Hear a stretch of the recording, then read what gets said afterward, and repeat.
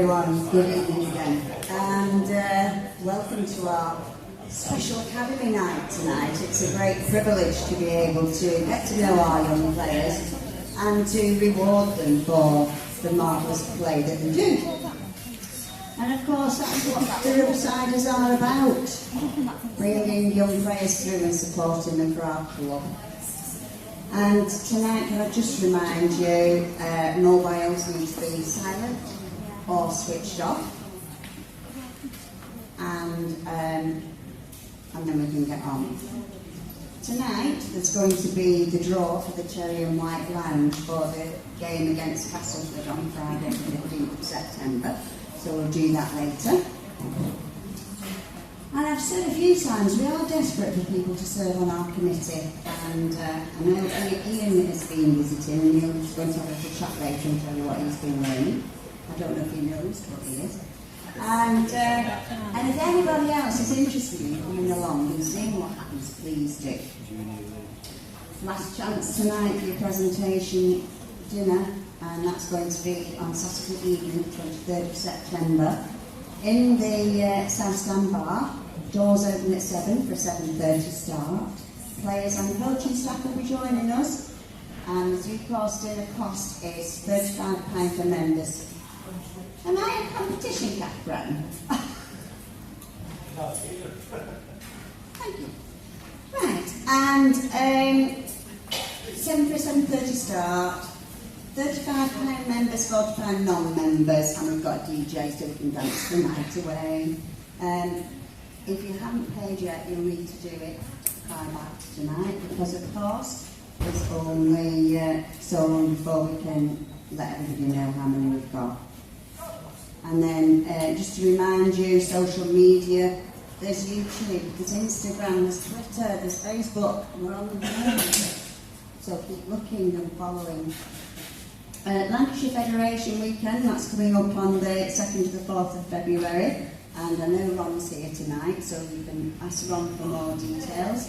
And if anybody needs any information on the inclusive package, I've got copies of that as well. Now, our next Riversiders meeting is going to be on the 4th of October, and that's going to also be held in here. And it's going to be a very special night, because it's going to be an evening with the one and only Chris Weapons. And I have to say, on an aside, that I'm sure many of you know that one of our coaches in Catalan, unfortunately, was involved in an accident. Everybody is fine, nobody is seriously hurt. But I think it's a measure of a man who brings his family out in the car in Perpignan to go and make sure that all the fans of the club are safe and looked after, and that is what Chris did that night. So we wanted to meet with him. And also the guy who organised all the coaches, Dave Potter, he also went out and made sure everybody was alright. Okay, well that's enough from me now, so I'm going to hand you over to Gail.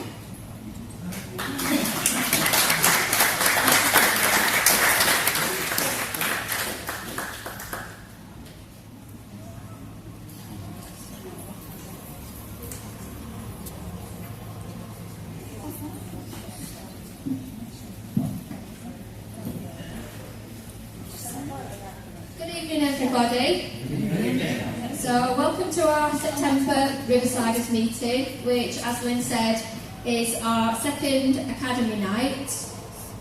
So before we get the lads up, I'm going to welcome Ian up to the stage, because he's going to do the presentation.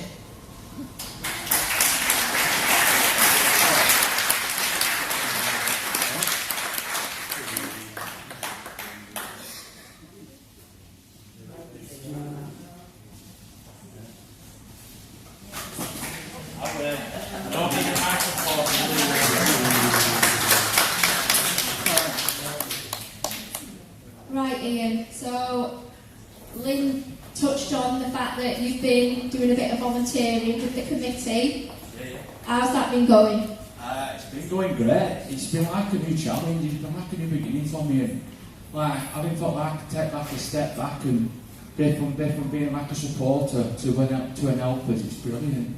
It's like I'm putting something back into the community that I know people enjoy. And at the end of the day, we're cherry and white, through and through. And that's what we are. And we're successful. And that's what I'm looking forward to, is building a successful community. Not just because you're not on it anymore. It's because I know, I'm not saying that because you're not on it, it's just I know the people and the support I have with Rita. I know she'll be like outside of it or in front of me, like watching me, like a camera, I know that, but I'll just enjoy the challenge of being with a successful team. I've built a successful team around me, and I know I have. And I don't mean that in a big-headed way, but I know I have. I know I've built a successful team. I mean, the person that asked me was Phil Mitchell, with Gary, was one night, said to me, "Do you want to join?" And when he said that, I went away and I gave him my answer. You know what my answer was? Yes! Because I know deep down that I will enjoy myself a lot. I'll enjoy myself. I'll enjoy being with different people. So thank you for the offer, Phil.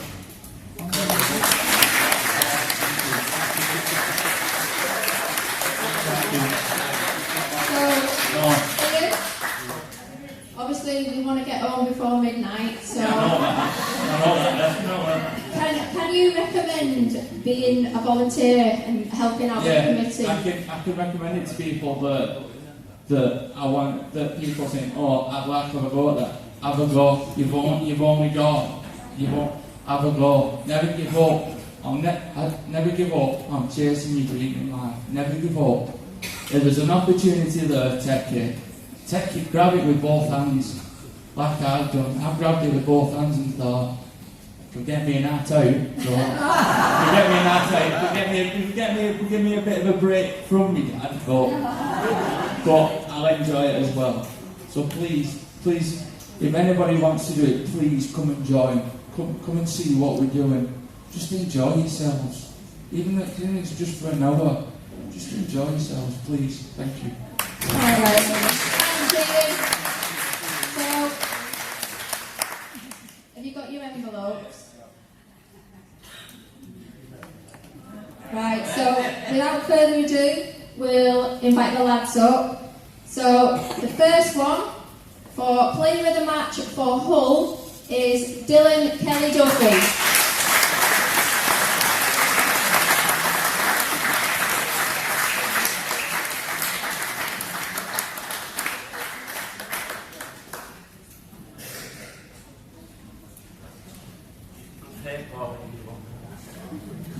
Just have a seat, thank you. So for the next one, for the Castleford game, it's Charlie Yeomans.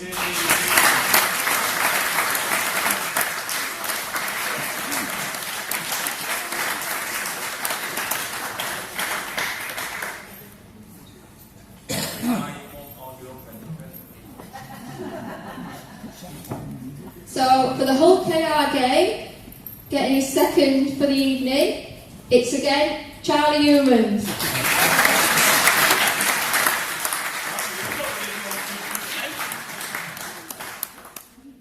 Next up for the Warrington game, Jack Farrimond.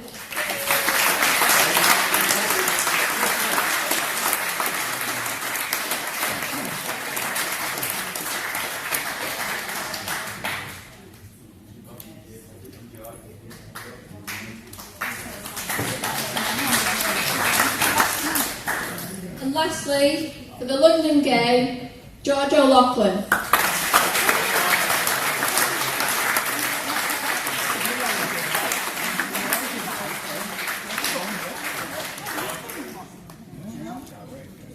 Have a seat, George. Right, so obviously, I know you've been here before, Jack, but it's all new to you guys, is that right?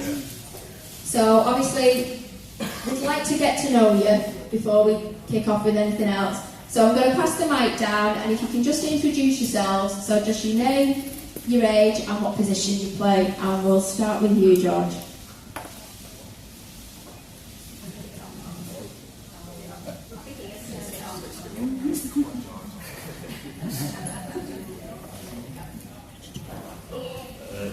I'm George O'Loughlin. I play most of this season at Wigan, but I've had a game at centre and a game at that low. Played for St Jude's in junior level. And how old are you, George? I'm 17, sorry. 17. Jack? Yeah, I'm Jack Farrimond. I'm 17, played most of junior rugby at League, all my junior rugby at Yeomans, and I've played scrum half since we have positions. I'm Charlie Yeomans, I played half back all this year, and I'm 17. I'm Dylan Kelly-Duffy, I played all my junior rugby at Blackpool and I'm not forward. Okay, so the next question is, how did you come to play rugby league? I was about 6 or 7, my twin brother was doing dancing at the time. And my dad said you need to get into a sport, so I went down to Blackpool and did my first training session and stuck with it ever since. So that's it.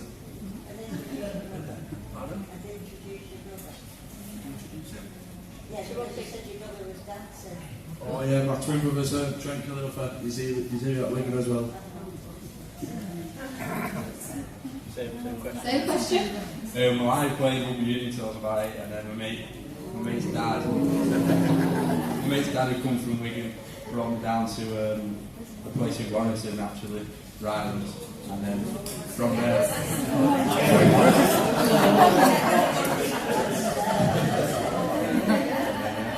played there, well, not since I played for last year, so being at Warrington all month.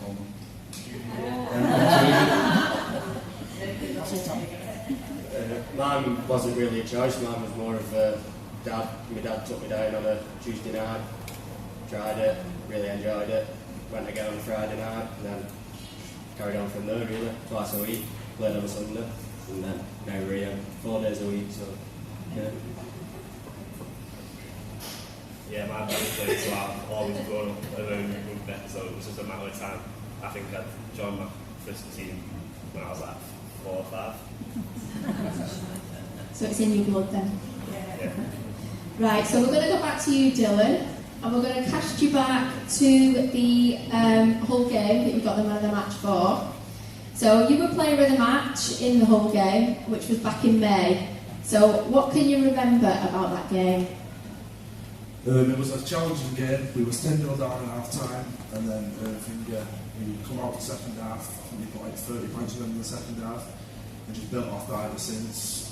Confidence has grown from there, and we've just been doing game by game. So it's a tough challenge.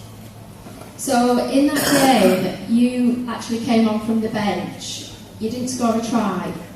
So what do you think you did to be awarded the player of the match? Probably my one night, to be fair. Made a couple of good meters, a few line breaks, and I got a good offload. That led into a try. So my defence were pretty good as well. So, yeah. So we were 10 down at the break. What advice did the coaches give you at half time? Probably not just running straight. It was like running straight, so they just wanted to get to like see defender, then go wider because it was pretty big down the middle. So they just wanted to get wider, get to more space, and then that's where all the tries come from. So we scored 3 tries in 10 minutes to go 16-10 ahead. Talk us through that. To be fair, I couldn't really remember it. I was that tired. Were you actually on then? Yeah. Were you not just sitting on the bench getting tired? Nah. So it was 10-0 down, and then the first 5 minutes it was a close game, but then I don't think it was scored, but it was just straight 3 tries straight after each other, and then that just brought the confidence to score over 20 points, so that just led from that. So you were confident that you'd go on to win? Yeah. So there was 2 quick tries in the last 5 minutes to seal the win. Was that a bit of a relief? Was it a close game? Yeah. Yeah, it's just, you knew you won then, so you just thought, can't wait to get back and coach and get home. Yeah. So my next question was, obviously, you've just told us that you're a twin. Yeah. Are you identical twins? Yeah, I'm better looking.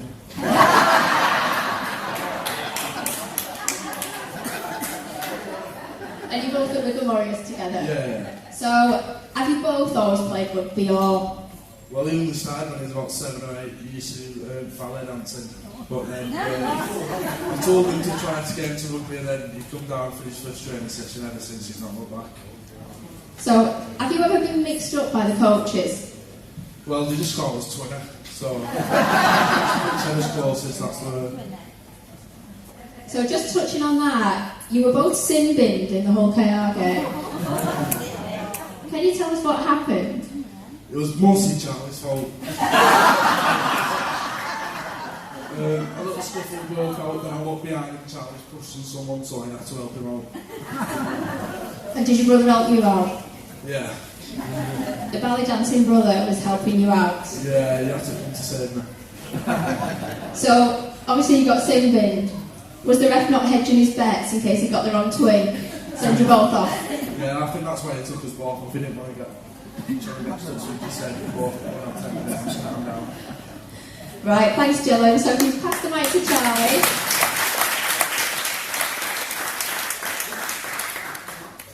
So Charlie, you were player of the match in the Castleford game, where we had a resounding 70 points to 4 win. What can you tell us about that game?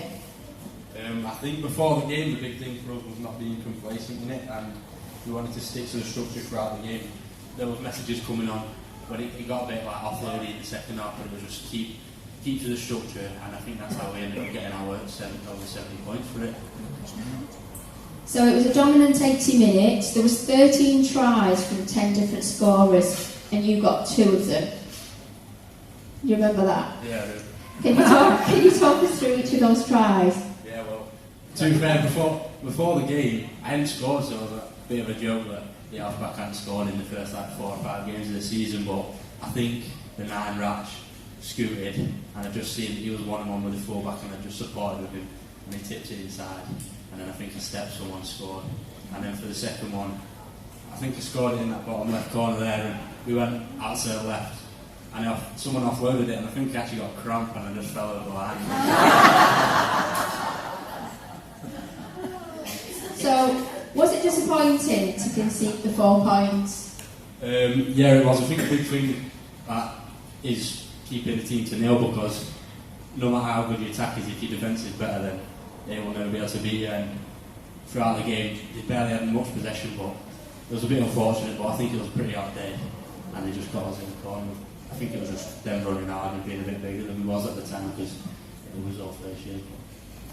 So, you were also the player of the match in the 42-16 win away at Hull KR. What can you remember about that one? It was the first game of like the 4-week period of the new rules, where we had to tackle below the armpit height, so it was new to everyone, but we always said we wanted to be the best at it, and we started strong, scored quite a lot of tries in the first half, and then we come out in the second half, and it was a bit of a different game really. We had a bit of possession, and we didn't do much with it, and then a few scuffles, obviously to get down the sin bin, and then under the pressure a bit, but we dealt with it really well, and it was a good win in the end. So we set the tone from the first whistle, and we're 10-0 up after just 13 minutes. How were you feeling at that point? Were you confident? Yeah, obviously when you start that quickly, then you get confident, but it's one of the things, again, not to be complacent, and I think we got to the half-time, and we was like, oh, we might be winning this quite easily, but obviously things happened with these two, and then you just gotta like, the messages were coming on to saying just complete sets, kick to the corners, and we weren't doing it that well actually for quite a majority of it, so we were confident, but then you get doubts in your mind when stuff like that happens, but we managed to hold on. So how tough was it when these two were off? We was under the pump quite a bit actually, doing a lot of defending for that period of the game, but when you've got 1 or 2 players down, you've just got to do it for the people around you and just make that extra effort. So it was a closer game than the Cast one, 28-10 at half time. What advice did the coaches give you at half time? Well, yeah, as you say, I was a bit closer, but I think a big thing on that is that with the new rules, there was always going to be more points, and different people would have pressure in the game when maybe in the normal rules they wouldn't have. So there was times in the first half when you were under the pump a bit, and maybe they'd score unexpectedly because you had to tackle differently. But the advice was probably just to keep doing what we're doing, because we started that first half quite well. We fell off a little bit in the start of the second half, but towards the back end of it we got back to it, I think. So there was 8 tries scored. You're on the score sheet again. When you managed to get on the end of a Tom Ratchford kick. So do you want to talk us through that try? Yeah, I think it was, we were just coming out of that bit of pressure, and last tackle we got to their line, didn't want to do anything daft. Good kick from Tom, could have been a 6 again, but pushed through and just fell on the ball again. You do a lot of that, don't you? So obviously you touched on the fact that it was the first game under the new rules. How was it? It was different, yeah, but like I said, the main thing we wanted to get from it is that the All League had to adapt to it, and we just wanted to be the best at it, and we did do by winning the 4 games that we had. We had new strategies, sort of wall and surge calls, and I think that the first game, obviously the whole game, I think that's why maybe they scored as many points as they did, because we weren't as used to it, but I think we did a good job for it. So, just one last question. You've got a very strange phobia, haven't you?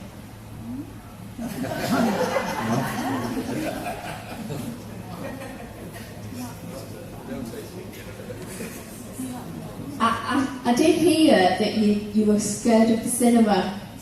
Oh yeah, we are. Yeah, we are. Tell us about that. No, I don't know where this is coming from to you. I might have written it down on that sheet, but no, it just creeps me out that it might be 10 in the morning, light outside, and you go in, it's all a black room. Or you go in at 7 o'clock and you come out and it's then dark. It doesn't sit right with me, so I don't like going in. So you just don't go to the cinema because it freaks you out? Yeah.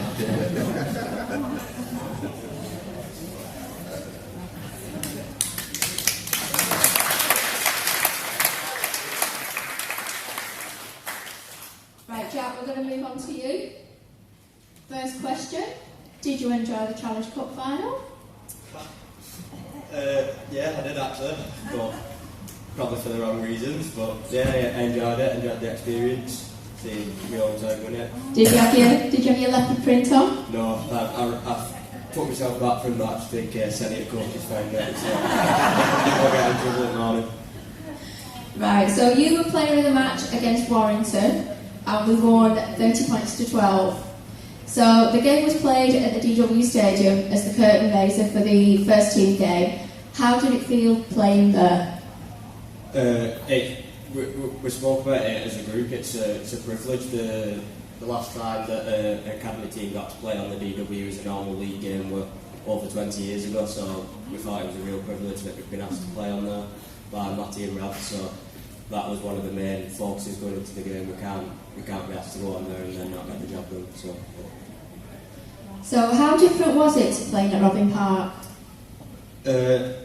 Quite a bit, to be honest. Even though you're still playing the same game with the same people, it's a lot bigger, it's a lot more intimidating, if you like. So you go out onto here and there's only a couple of seats on this side, so there's not too much getting distracted by. But once the fans started coming in towards the back end of the game, ready for the first team game, it got a bit distracting and a bit intimidating.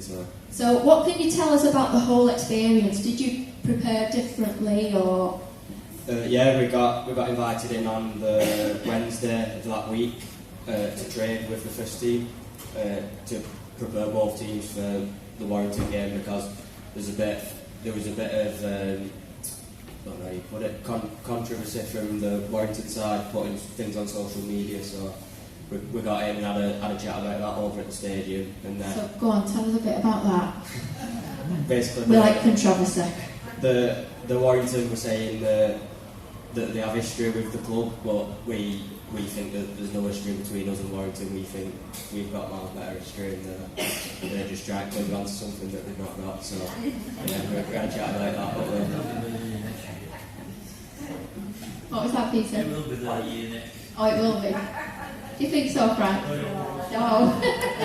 Never. Right, so it was a tight game for the first quarter, but then we managed to sneak a try through Lucas Mason, which you converted to give us a 6-0 lead. Yeah, I think it was end-to-end for the start of that game, because it was again in the new rules where you had to tackle below the armpit, so it were penalty after penalty, so whoever kept the ball for the longest period of that first 20 minutes scored first really, and it was us that came out with that first 20-minute ball. How frustrating is it when the ref's constantly blowing? Can you not sort of like, you can't get in your rhythm? Yeah, that's one of the things that we spoke about as well. We were trying to block it out. We had a thing called Breathe that we took into the games, the new rules, which were basically to stop us getting frustrated with the referee, because it was new for the referees as well, so they had to learn the rules and learn what we had to learn essentially. So breathe and count to 10. And don't swear. So it was 18-6 at the break. Did you feel like you were in control at that point?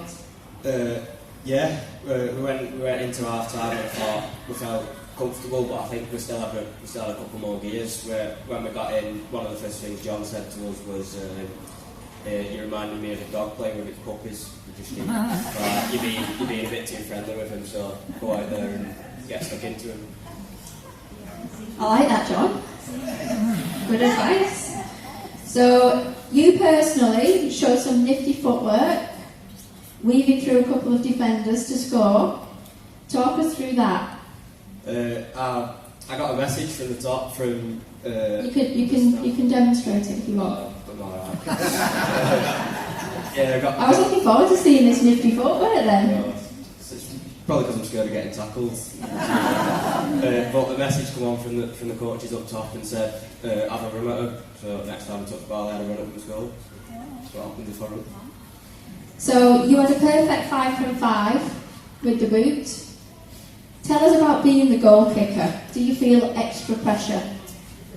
Yeah, there's a bit of pressure, but I've kind of learned to deal with it over the years that I've been kicking. So the ones off the touchline are bonus points for me. If you can kick them, it's a bonus for the team. But I'm more nervous of the ones that are right next to the post, to be honest, because you should be kicking them, and if you don't, then you'll look like a fool.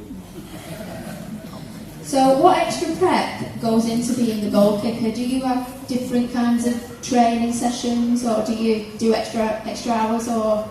Yeah, you just do a bit on your own, really. After the lads come in, or if we get 10 minutes to do things at the end, so bring the corner out and a couple of kicks at goal, and then there's all sorts of little different drills. It's not just always kicking for goal, it's putting the corner on the try line and trying to hit a post and stuff like that, but drills that help me along the way. So, do you get any advice or guidance from Harry Smith? We've had a little bit, not too much, but I got to do a session with an Australian that come over, that Tommy managed to get over, which was me, Harry, and Zach Eccles, who were 3 goal kickers. So we spent a good 2-3 hours on the pitch outside doing some kicking with him, which I thought was really good. Right, George? Your go?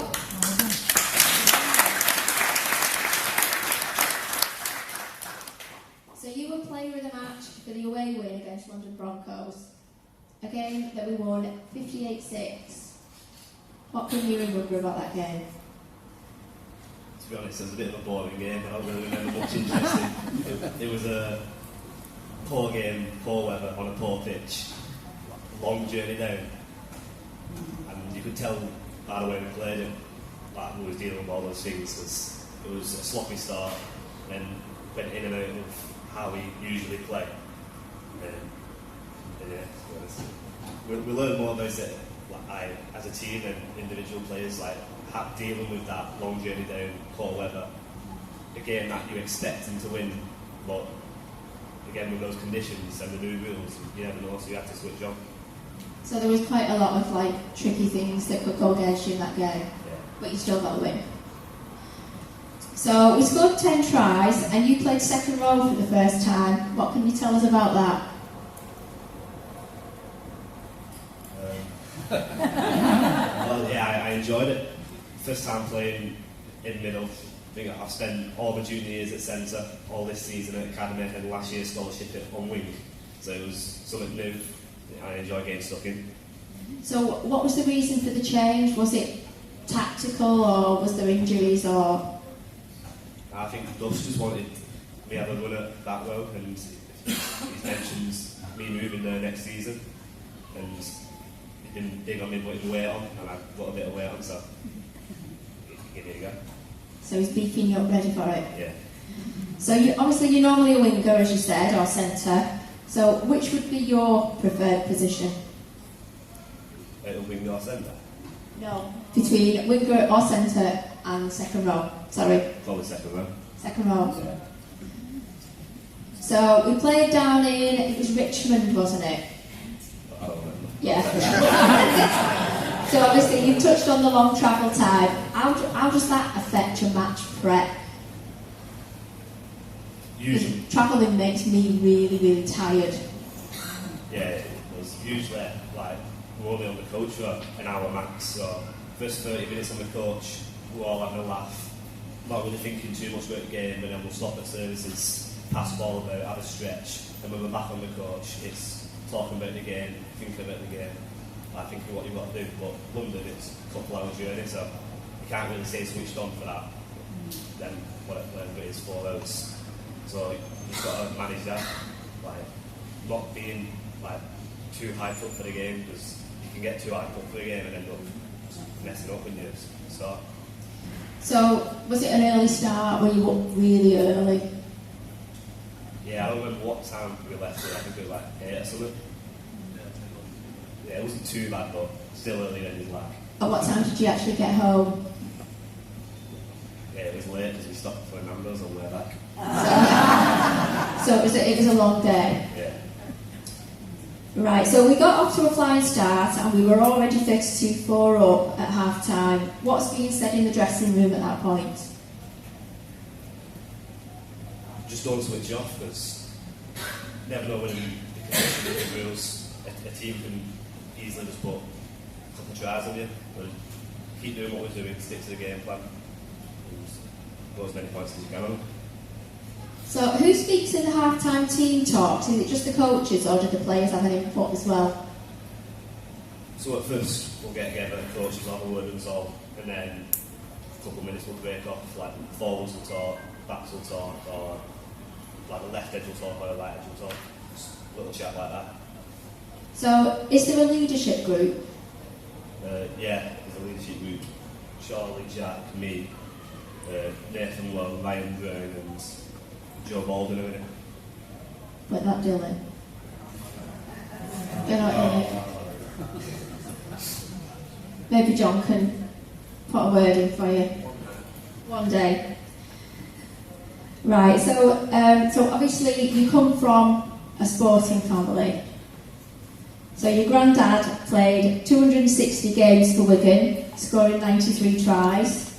Your uncle, Andy Farrell, played 370 games for Wigan, scoring a massive 3,135 points, including 111 tries.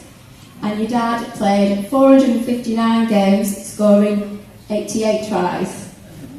So there's no pressure on you at all, but we are expecting big things from you.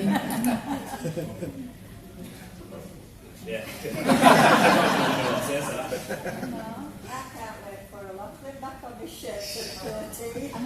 Yeah, that's a good point. It might be 12 though, mightn't it? Is it 12? Second row, is that your... Yeah. You might have to go down a number, Josie. So, what was it like growing up being part of such a famous rugby league family? I've always been asked this question growing up, but I never really know what to answer it, because it's all I've ever known. All I've ever known since I was like a couple months old, watching my dad play at DW, going in and training with him. I don't really know anything different. Yeah. So it's just a norm. Yeah. Right, so we're just going to do some general questions. I like to ask this one. It might be a bit of a tricky one, but if you can draw on any experience that you've heard or you know, what does the Riversiders mean to you? It means a lot, because obviously they do a lot for the academy.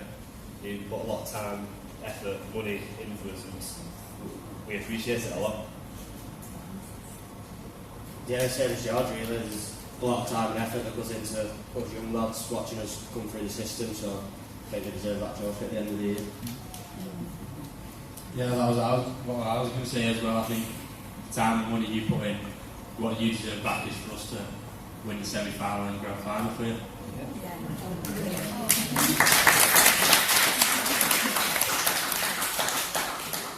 You just give us like an opportunity to like obviously make some of ourselves, so we just need to like put 100% focus in these next couple of weeks and just win the trophy on these. So let's do you, Dylan. Next question. How did you feel when you found out you were signing for Wigan?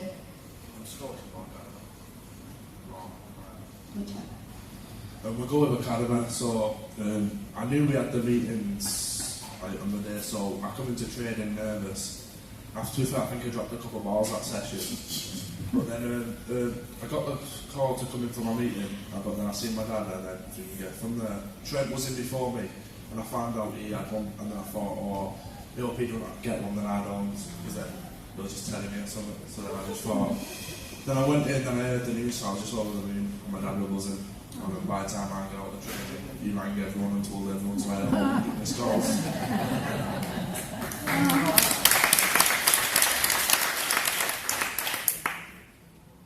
Yeah, I'll go with Academy as well. I think when you're playing and you watch it as a kid, you always want it to be something you do when you're older, and then obviously when you're going into that meeting, it's everything's sort of riding on it, and you don't know. You've got so many emotions going on, and then when you hear that you're being signed up for the next 2 years, 3 years, it's like not a weight dropping off your shoulder. You feel proud of yourself and what you've done, and just want to do as well as you can for the next 2 years as well, and then see where it goes.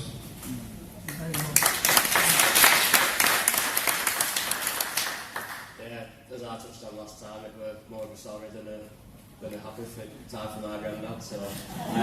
From your dad, does he give you the heads up for things? Because I bet he's still going to be a proud dad, isn't he? So he's probably bursting with excitement. I think so.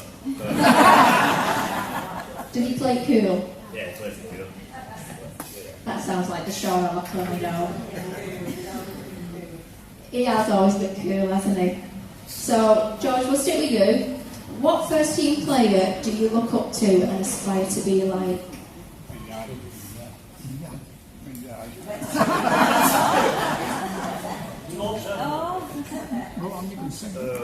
I think Morgan Smithies. Because if you ask anyone who plays for first team or who do you enjoy playing with, he'll be one of the answers. He makes it like easier for his teammates, and he'll always back his teammates, and he's just a good player to play with. And he'll always beat up any players that come at you. Yeah. I really like Bevan French because the skills he's got on the pitch, but then he's such a nice person off it as well. Like, you can see your own training when you're in with the academy. I bet he does it to the scholarship lads if he sees them going Stocktail or have a chat with them. And he's got quite a funny humour as well, so he's just a good person to be around. So I can imagine being him with the changing rooms with him would be quite fun. I'd probably say Harry Smith. I think he's a skilled bang on, always there. He's a good leader, leads the team around the pitch, which is important in my position. And he's got a kicking game, which I've not got yet, but I want to try and get at some point. I'd probably say Liam Byrne. I just like the way he carries him. And just defends, always aggressive, always keen for it. And I just like the way he always tries to open the game. See if they get under pump for it, he always tries to turn it around. I think Liam Byrne and Paddy Mago have been eating raw meat the last few games, haven't they? Right, so we'll stick with you, Dylan. Next question. How would you describe yourself as a player? Probably a bit stupid, to be honest. Just do stupid things sometimes that can cost us, but I'm just trying to cut it out my game now and just carry on the way I'm going. Same question. I reckon for me, I'm good at sticking to structures and playing to structures, like putting a bit of shape on. I think I've got quite a strong running game that I need to do more of, but just if I could work on something, I want to be a bit more creative when I'm playing, like get it off Jack. Jack's proper creative when he's playing, so yeah. I like my creativity. I can kind of bring something out of nothing if we need it, and near enough the opposite to Charlie. I don't really like sticking to structure, but we kind of have to. But then as soon as opportunities come where we can get out of structure, I'll be the first one there to put my hand up and have a go. I'd like to think I'm consistent. Never really making any bad errors, and if I do, it'll be like a one-off. And does your dad tell you when you do? Yeah. So, flipping it over, how would your teammates describe you?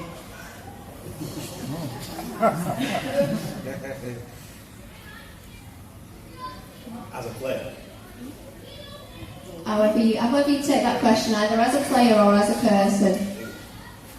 on the pitch load, because I don't stop talking. I try to talk from everything I see.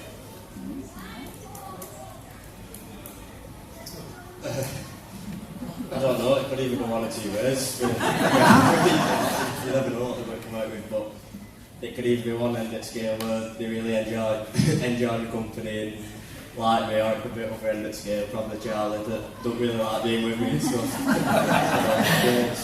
Either end at scale, depends on who you talk to in team. well, yeah, Jack just whispered what I should say in the air then. I'd say they all think I'm a bit thick, to be honest with you. It takes me a few seconds to sort of work things out and stuff to process in my brain, but might be a good laugh as well. Probably daft, to be honest. We've got daft and thick. Probably takes me a few seconds to realise what people's actually saying to me before I realise what the joke's had been gone by then. So. Right, so we'll start with you, Dylan. Which rugby league player did you admire growing up?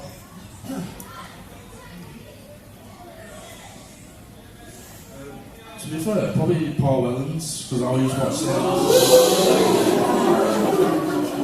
Are you a St Helens lad? Yeah, I'm from St Helens. Probably him, because he give it his all on the field, like he'd do it for his teammates, so he just always tried to put his body on the line week in, week out, and he'd do it for the win. Same question, Charlie? Yeah, probably a bit more as I grew up, a bit more George Williams. We've been talking about him a bit recently whilst we've been training, but the way he skips and fixes defenders up is something that I really enjoy watching him doing. I used to watch quite a lot of NRL when I used to have to get up at daft times at morning, so I like watching Jonathan Featherstone when I was growing up, because I always liked the story behind it, but I'd always tried to get that story drilled into me about how he got told he weren't big enough and he weren't strong enough, and then he turned out to be probably one of the best ever rugby league players across the world, so I just really like his story and how he played. I could say my dad, but I think that's a boring answer, so I'll probably go Pat Richards. Yeah. I always enjoyed watching him as a player. And speaking to him at South Club as well, he just sounds. Was he just like Uncle Pat? Came round your house, had a cup of tea? Yeah, him and my dad were good mates, and I was good mates with his son, so always chilling. Right, so the new rule changes are obviously come in and you've now had a chance to get used to them. So what's your view on them and how easy or hard has it been to adapt to them? I don't like them, I don't think they're any good. They're rubbish. But it was always going to be a challenge. It was quite difficult at first. I think we did like 2 or 3 team runs, like 30 versus 13 on the pitch, and every tackle was a penalty. But after the first game, we got a bit used to it. But it just changed the game, and I don't think it was enjoyable. Yeah, I agree with George. I didn't really like the rules. I thought no team could get into a rhythm, no team could really put a game plan together. And my dad and all my family said it weren't really enjoyable to watch, so I don't think it should be brought in to to the game later down the line. I think they need to stay at the game. I think we adapted to them quite well. Ball first game, a bit shaky, but I think was it Huddersfield the second game we played in, and we had that new surge and wall call that we had in defence, and that just switched. We adapted really well to that. But I think we were all glad when it was over because it wasn't the best one. I didn't really like him, but after one Duff spoken to us and that, we took it as like an opportunity to get better and to prove to everyone that we can be the best and like we were the best at the rules. But when I was playing him, I didn't think they were that bad because I wasn't getting that much tired in him, so it wasn't too bad. So did you like all the little breaks? Yeah. Catch your breath? Yeah. Right, so did you set yourself any goals at the start of the season? Yeah, we also, the start of the season, we all set a goal that Academy Reserves and First Team will all be in a grand final this year. And we just wanted to do it as first years, just to prove to everyone that it doesn't matter how big or how old you are, like first years can come and do it. And we are in a good position to do all three of those, aren't we? Yeah. Anyone else set any personal goals?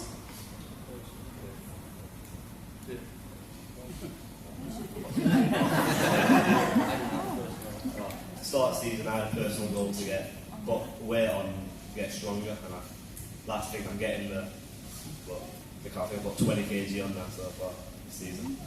And score 3,135 points like you want for Landy. Do you kick goals? No. Stick with the tries then. Alright, okay, so what's been your personal highlight of the season so far? After beating Saints the other week, after they turned us over at our ground, it was only like we went and did it there to them. And it was just a good feeling. It physically felt like we bullied them in that game. And I don't think anything this season comes close to it. Yeah, I'm going to say what George just said, but I really enjoyed the trip to Hull FC. I just thought the way that they gave us a horrible 12 o'clock kick-off to get up there for, and then we started off shaky, but then the determination and resilience that the lads showed throughout the game, come back and won comfortably in the end, and then it was a nice coach trip home after having that relief off your shoulders that you've gone up there and done the job, so yeah, I enjoyed that day. Well, yeah, obviously there's the big ones like beating Saints and playing at DW, which not many people get to do, which is unreal, but they've been taken. But I reckon, like Duff says it every week, you've got 1 year or 2 years max, and you just to play with your mates and train with your mates every day. And I think we had in pre-season, we did a overnight thing at Ashton Bears, and obviously it's tough on you physically and mentally, but when you look back at it, you're doing it with your mates and come out of it and you've had a good laugh with them. So I'll say beating Saints because the second or third game in the season after they beat us, that was our goal, to go over to Saints and obviously turn them over, and just seeing everyone having a crack after the game and changing rooms made it all worthwhile. And what about getting more man of the matches than your twin? No, that's obviously a good thing. I always let him know that. So, last regular game of the season tomorrow evening, and that's against Leeds Rhinos. What can we expect from that game? Hopefully a good result. Get a good result, so we have to put pressure on Saints. Hopefully they get a bit nervous and drop points against Wakefield so we can finish top of the table. What can we expect from you, Charlie? Me better. Well, Duff said just test them with your running game, but I think as a team, it's one thing being Saints, but I think we need to just go and back it up tomorrow because not a bad side, but to beat Saints and then put a good result on Leeds and just get that form going into the semis a week after. Yeah, they've made it as horrible as they can really for us to go up there. So Thursday night on an amateur ground at Stanley, so traffic. No, we're going to be battling against it all up there. Loads of Yorkshire lads stood on a big hill outside the pitch giving you some stick. So got to go up there and turn them over really, give them a good hiding while we're up there.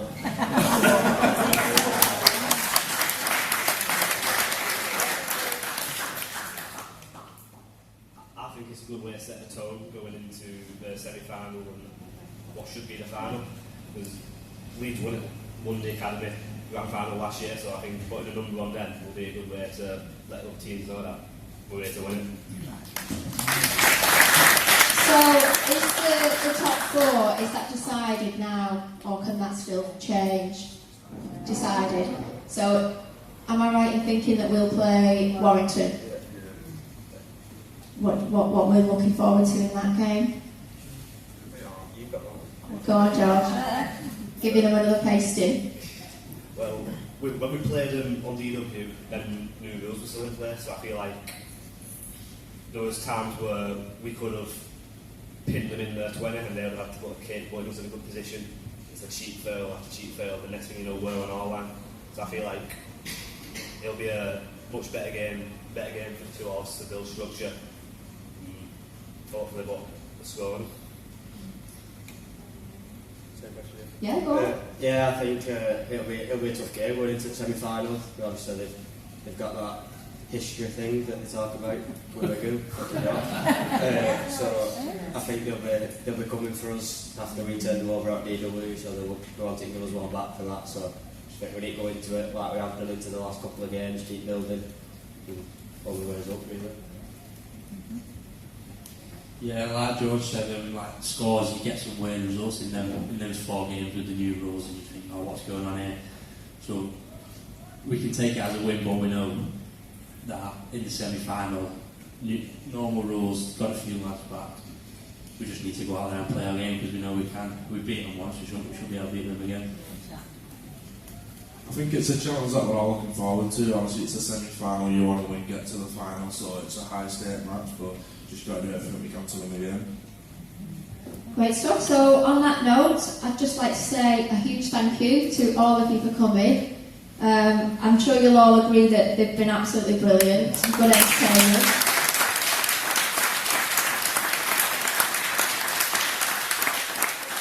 So you've got a big game tomorrow, so we won't keep you. So good luck for that, and hopefully we'll get to that grand final and smash it.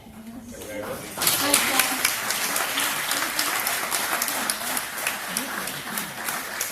So can we give a big round of applause to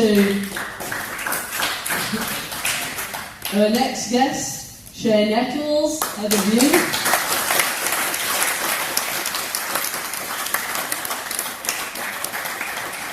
And the man who has to keep that little lot all in order, the Academy coach, John Duffy.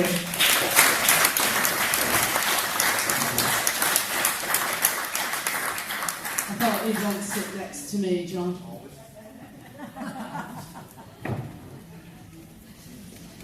So, having heard all that, we'll get your version now.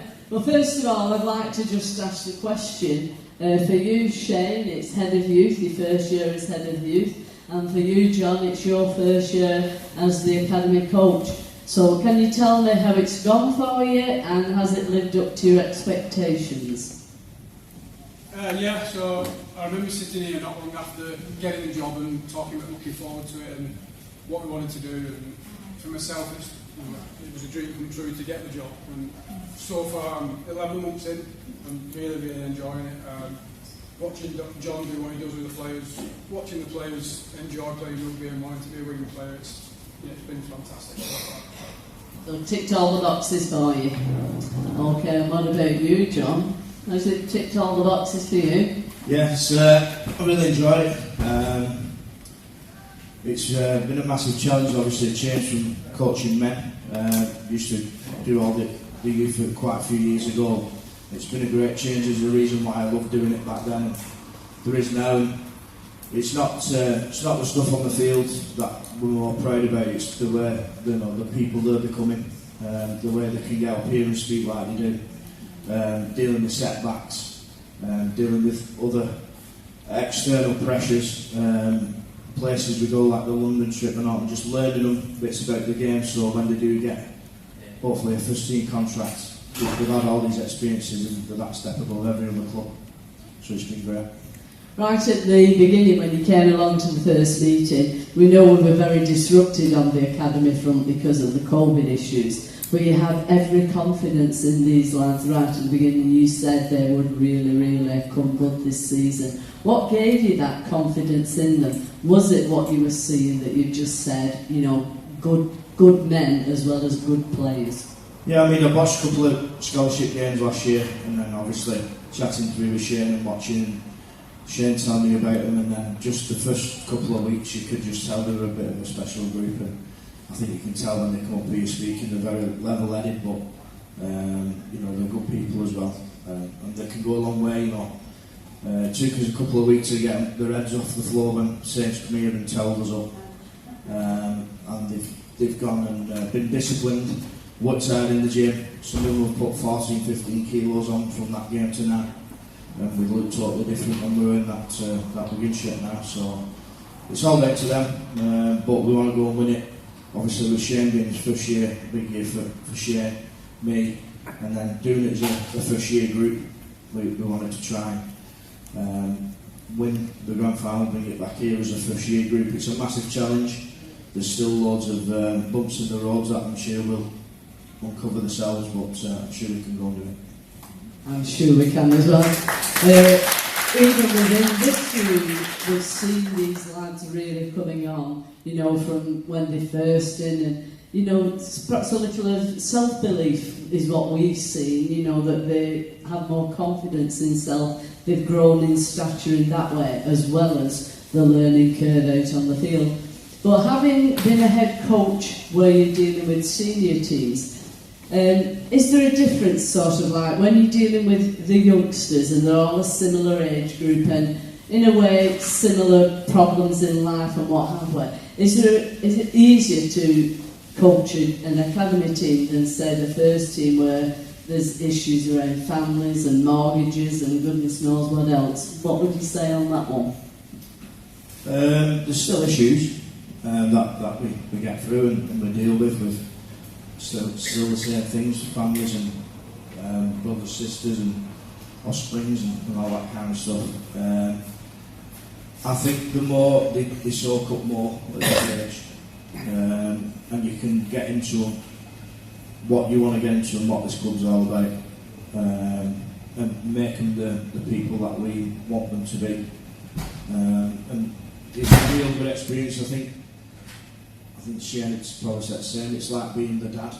So you're tough on them, but you love them to bits as well. And you put an arm around them when they need it, and you'll tell them they're doing wrong when they're doing wrong. So it's a bit of a fatherly experience with them, but they're not crackpots. I'm going to have a crackpot leader. I'm not talking about you, Shane. We're coming over to you, Shane. Watching sort of the reserves and the academy and the scholarship, like we say, they've all gone really well. I mean, how can we argue with all top of the league? Points difference is the only thing, but they're all top of the league. So how good is it for you when you watch the players start at scholarship, build up, go into academy, link in with reserves, and, you know, make the pathway through to the first team? How much job satisfaction does that give you? That's exactly what I'm paid for, that's why I'm here. I remember the lads that have been sat up here, I remember them joining scholarship, and I know if we put them in the situation they've been in tonight, they would have crumbled, they would have just been, and just passed it on. And then to sit at the back and watch them speak the way they did and come up with the answers that they did that were really articulate, you know, I remember the Christmas one, when they had the Christmas jumpers on, and you might get embarrassed, but Georgia Lachlan was sat there, you asked him a question, and it was a really quick answer. And then you move it on, and then watching him speak tonight about the way he's dealt with the questions and the answers he's given, you know, I think that's a big job satisfaction that we don't just see them as rugby players, we see them grow up as men as well, because unfortunately not all of them kick on to the first team. We want them all to leave the club with, you know, life skills that are going to help them. But going back to your question, watching each team this year, it's just been fantastic to see how much they've all progressed. Like John said, we knew the academy group was really special, but we thought when they go into the second year next year, they'll be really good. But they kind of kicked on above, not where we thought they'd be, because we believed that they had it, but I think some people would have questioned that they could get to where they got to this year. Same with the reserves. John Winder does a really good job in managing. He has first team players that drop back, he has academy players that go up, he has reserves players that are with him week on week. to see the coaches the way they do, and then the players progress, you know, it just makes my job easier. I just kind of sit at the back and say, yeah, keep going, John, keep going. Yeah, it sounds like we've got a dog, Shane. You said, you know, like your father figures to the players, but what comes across to us as well is that the players help each other a lot. Is that right? You know, they've got issues or problems. You know, can they turn and talk to a teammate, and teammates say, take it back to John or take it back to Shane? Do you get a lot of that happening? Yeah, I think we do. We got asked the question about a leadership group, and again, that's something that was set up at the start of the year, and they probably deal with a lot of things. So John has a lot come to him, there's a lot comes to myself, but then a lot of the leadership group take on a lot of that responsibility. So any issues that come up, you know, sometimes they deal with it without even bringing it to us. There's probably things that go on that we don't know about because the group's that strong, you know, they're really, really tight-knit. Brilliant. Now, Dylan seemed to be disappointed that he wasn't on this leadership group. Is that because he's hardly ever on the field and he's dad? Can you answer that? His words, not mine. I wouldn't say it's because he's hardly ever on the field, but he's got a real, and his twin brother, they've got a real, real aggressive streak, and they can get to a point where they see the red mist and the head's gone, and that's what happened to OKR, and that's why he was in the Sunday. What do you think on that one, John? Yeah, they're both just daft. But they're really, really good lads. You know, they do anything for you. But he's not got many brain cells, so he won't come in. Hopefully he's off season, he'll go and do some poetry or something and come back and ask me to get a leadership group next year. Dylan, it could have been Whistle. We could have said it's because you come from Saints, but we'll leave that one where it is. Okay. So, with the reserves, you know, how's it looking for them with regards to the running for them? Because we're very interested in these finals. Yeah, so the reserve season, the general season's finished, the regular season. They've obviously finished top of the table, which is fantastic, which means we get a home grand final, which has been confirmed today that it'll be at Robin Park on the 1st of October. Yeah, it's been confirmed, it's on the Sunday. You know, it's fantastic for them to be able to get a home grand final. It's what they've worked for all year.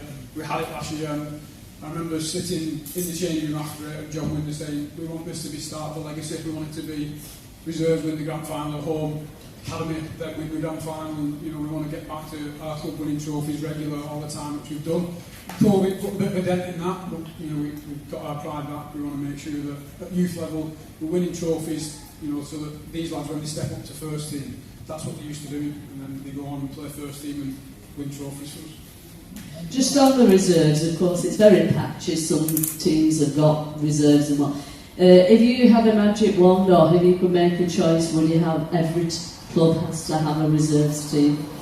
Yeah, they definitely should, and that is a rule. If you're in Super League, you have to have a reserves team. What I think needs to change a bit is those lads need to play every week. So they're playing 12 games, they're playing every other week. So sometimes we've got players drop back from the first team, and then they don't get a game for 3 weeks, and then if they need to be ready for Matt to play in the first team, they've not played. So we need to get back to a strong reserves competition that's playing every single week with every team in Super League, and I think that needs to be the Premier Youth competition, so that's the top. So if our academy players are performing well, they go into the reserves, and that's where, you know, that's where they play the training, that's where they play against Super League players. So a couple of weeks ago we played Hull, and Ian Thorne played, you know, obviously a lot of Super League experience, and after the game the coaches were saying that's fantastic for us. We've got a Super League player playing against our players, so when they step up, they're used to it and they know what that's like, they know the intensity of it, and we need to get back to that. What are your thoughts? We do a lot of like loaning out to Championship in this effort to keep everybody fit and ready to go if needed. How readily do Championship clubs sort of, we go along, we say we've got a Wigan player. The very fact it's a Wigan player, does that make them, we're ready, we'll take it on? Yeah, I would say so. Probably John can speak on that more than me. So part of John's role has been transition. So he's obviously coaches the academy, but works with the young first team players during the day. So he's been responsible for getting them out to clubs. So he can probably talk more freely than me. But I think when he's got in touch with them, clubs want our players, obviously because of the strength of what we do at the youth system and the youth level. They want to take players, they want to have them playing. That's great for us, but we do want to get back to the reserves playing every week. The players sign for Wigan, they want to play for Wigan. And, you know, they get some great experiences going out. So Tom Ford went to Wakefield, and he told us a story of, he went to Wakefield and he trained at the club. They had a gym in the stadium which was nowhere near what we've got. You know, there was a few dusty dumbbells in the corner, and he got through the session, and then the field was somewhere else. So they're driving off to the training ground where they were going to do the field session, and all the lads start pulling into Morrison's. So he's followed the lads in and said, "What are we doing, lads?" And he's followed them in. "We've got to get our dinner from here because we don't get any." So we've gone in Morrison's, bought the dinner, and then gone training. So as much as that doesn't hit our standards, it kind of opens Tom's eyes to what he's got when he's here. You know, he makes him hungry to still be at the club. Hungry for his dinner from Morrison's, yeah. So, John, being the man in charge of all this transition, do you think that is a big point that the players, if nothing else, it's appreciating what they do have here at Wigan? Yeah, I think our players naturally appreciate what they've got. I think they all know what they've got here with this facility and all the staff. And is it better than League? A lot. Just sort of check. We don't want that little beggar going anywhere else, do you? But obviously we want this reserve comp to be the strongest it can be. It's not tough getting our lads out for lunch because they all want our players, but it's hard work with getting in touch with physios, getting a match report, getting the videos through so we can watch some of the players, making sure they get to training, making sure they've not done too much training because they're training the first team, then going over to Widnes, Barrow, wherever they're going. We just need to sort this reserve competition out so it's back to strong competition, all the best players. If you're not playing first team, you're playing in reserves, and every club has to adhere by that, and it'll get stronger because there's loads of brilliant players coming through at youth level now. Terrific. I had a question for you then, but my mind's gone blank. I just have a think. Oh gosh, it was a good one too. Anyway, I'll carry on and come back to you. But apart from the pathway that you watch going through to the first team, how pleased are you when they sort of play at county level and at international level? Yeah, well, these lads, I think we had 9, Shane coached them, so we had 9 in the last origin, so it just makes you proud how they've developed. All first years, I think there's only Ratch and Brownie second years, the rest of them were first years who've got in this year, so it just makes you proud, yeah. And they had a good experience speaking to them when they come back. Obviously they're not Shane, but travelling, those lads who went with England, travelling to France and abroad to play rugby, which they might not have done before, so it was a great experience for them. And just over to you, Shane, seeing as we've touched on the coaching at the international level, how much are you enjoying that?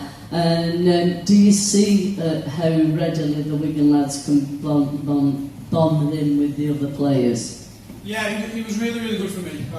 Obviously, the change of role means I'm not actively coaching as much, so sometimes I've been itching my feet, but I knew I had that so I could be on the field and do some coaching.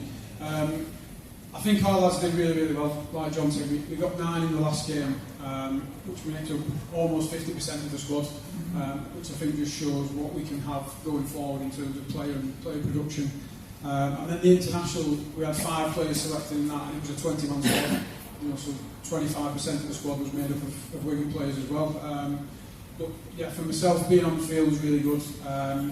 Seeing other players from other clubs was interesting. Obviously, we kind of get stuck in a bubble of being at Wigan. We know what we're doing and we look at our players, but it was good for me to see. Obviously, I coached Lancashire, so we had Warrington and St Helens players in there. It was just interesting to see things that they're doing. It was interesting to see how our lads bonded. The squad came together really well, but you can still see there's a bit of rivalry between them. And for me, it's trying to break that down, but also with my Wigan hat on, I don't want to break it down too much. Well, I don't think they have seen as they could say all that about Warrington and Saints tonight. I'm sure you encourage it. Talking about Saints, how thrilling was that Saints Academy wing? Because they made the promise here when they were here last that while we were in Catalan they would do the job at Saints, and they certainly did, because with a couple of spells in the sin bin, haven't we, in that game, so it was even better to get that win. Yeah, one of the twins was it bin again. And then Nathan, the guy was dropping, he hit his head, so it was a yellow card. He misses tomorrow. Nathan Moore But no, massive achievement for us. But you know, when you look at us at that second game, was it here we all stick thin, but it was too fast for us. We didn't know what was coming, and the transition from them to now is unbelievable for them. So they deserve all the credit they get. But like I said to them this week, there's not quite good sense in them not carrying on and doing what we need to do this year. There's a big opportunity for us now after beating them. Well, that's sort of the message for all three teams, really, isn't it? It's a message that's putting out that we need consistency, we need momentum, we need to build on form. So, is that the message that you're giving to these lads? Yeah, definitely. When you've got momentum, it just snowballs, doesn't it? So, I think everyone in the club's in a good place at the minute, and hopefully, fingers crossed, we can keep it all going. And on the coaching front, I know what my question was. I remember the question. Right, the question was, during the mid-season, we had a lot of injuries in the first team, and you played a lot of 13 on 13, and the academy lads were used a lot up against the first team. I know this because Jack Farrimond said Harry Smith learned everything that he knows from him. So, but how good was that for development, that play in the first team? Yeah, I think, you know, other clubs, they probably won't do that, and it just shows you, you know, Matt's come through the system at the club as well, and he knows what it's all about, and giving these young lads opportunity to train with the first team is unbelievable for them and their development, and asking, you know, Willie questions, being able to speak to Lockers and Tommy and Matt and all the rest of the players have been great with them as well, so I'm sure that's bumped them up a little bit with the confidence through the year, and we've done it a few times now, it's been great. Yeah. And just coming over to you, Shane, we've done the other nights where all the teams, the women, the PDRL, the LDRL, you've had training nights together. How good have those nights been? It's brilliant, isn't it? It just shows how big the club's going. When I started at the club, there wasn't any of those other, you know, the other forms of the sport being played. And to grow it so much is brilliant. To have everyone down, everyone trains here on Robin Park. There's loads of interaction. You can see, like, our lads looking up at first team, and, you know, the PDR lads working with the first team players and coming across saying, I just scored against Jayfield. The community aspect to it and everyone enjoying the night is brilliant. It could have been better if you said he just caught Jayfield and you're very impressed. Well, we'll let him off if he scored against him, that's pretty good and all. So we're now sort of like on the running with all three teams. For the academy, we know we've got the game tomorrow, but preparation-wise, what have we got, you know, in the build-up to the semi and the final, hopefully? Yeah, well, we've got the last game against Leeds tomorrow, like I said, and then a semi-final will be next week. I know we've mentioned before about the top four. The top four's confirmed, but the positions aren't, so we don't know what the game will be yet. The most likely outcome is potentially to play Warrington, but we go and win tomorrow and Saints lose, you know, finish top and it changes. We just don't know what John's saying with the lads is the focus is on tomorrow for them. They've got to go and do what they can do tomorrow, control what we can control, and then we look at what next week brings when it happens. What we are doing on this weekend is we're going to have a bit of a team bonding session with the lads, so we're building into the playoffs. We've got the reserves in the grand final, the academy in the semi-finals, so we had a chat to them a couple of weeks ago and asked them what would they like to do, and I think it was Jack that came up with it. They want to go paintballing, and I know he's put a message to Ryan Brown today and said bring some extra protection because you're getting some pellets.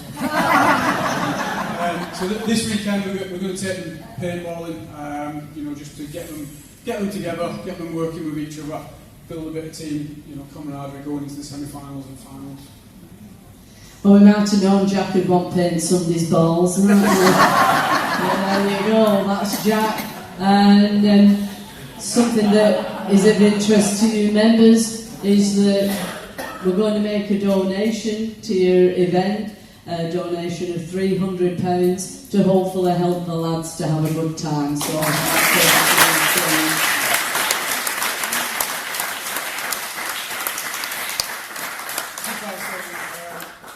you know, on behalf of everybody in the youth setup, it's really appreciated what you do, the effort you putting these events on. I know for your organisation and what you do is brilliant, but for our lads, it gives them a different challenge as well. So for them to come up and sit and speak in front of people, it's a difficult skill.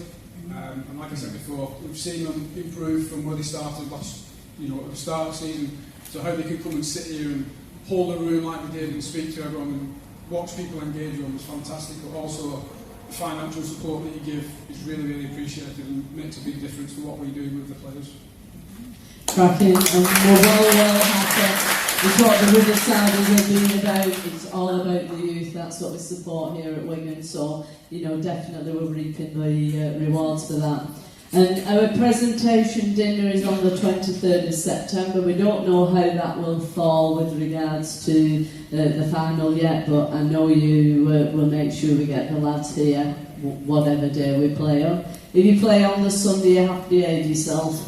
And if we played on the Saturday afternoon, we'll celebrate with you. But there's your invitation, John, and there's yours, Shane.